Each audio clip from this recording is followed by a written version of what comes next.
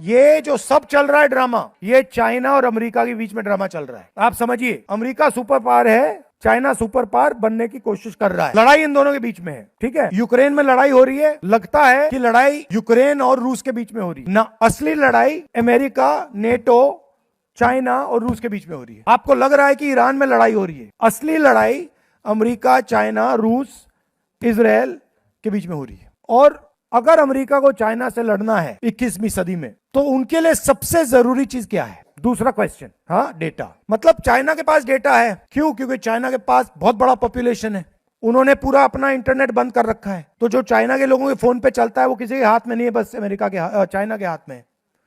वहां व्हाट्सएप नहीं है, गूगल नहीं है, कुछ नहीं है। उनका अलग है, वी चैट है, उनका गूगल बाइडू है।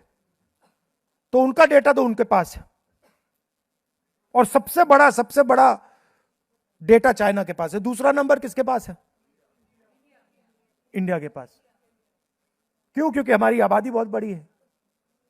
ये सब आप मैसेजेस जो भेजते हो, व्हाट्सएप चलाते हो, इंस्टाग्राम चलाते हो, गूगल सर्च करते हो, ये आजकल हथियार है, डेटा हथियार है।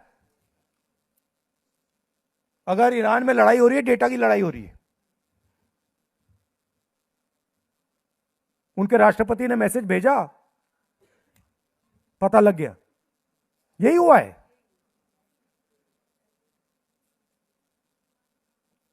तो सबसे जरूरी चीज हिंदुस्तान का डेटा है।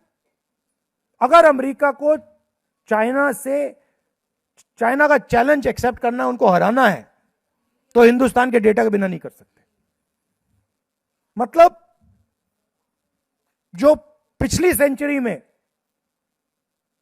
तेल सबसे जरूरी हुआ करता था, सऊदी अरेबिया के पास तेल था, कुवैत के पास तेल था, रूस के पास तेल था, आज सबसे जरूरी चीज डेटा है। और नरेंद्र मोदी ने हिंदुस्तान का पूरा डेटा अमेरिका को पकड़ा दिया, फ्री में, ऐसे मुफ्त में। मतलब आपकी जो पूंजी है, आपका जो धन है, आपका जो फ्यूचर है, नरेंद्र मोदी ने उठा के ऐसे ही दे दिया। मीडिया में एक शब्द नहीं बोल रहे हैं।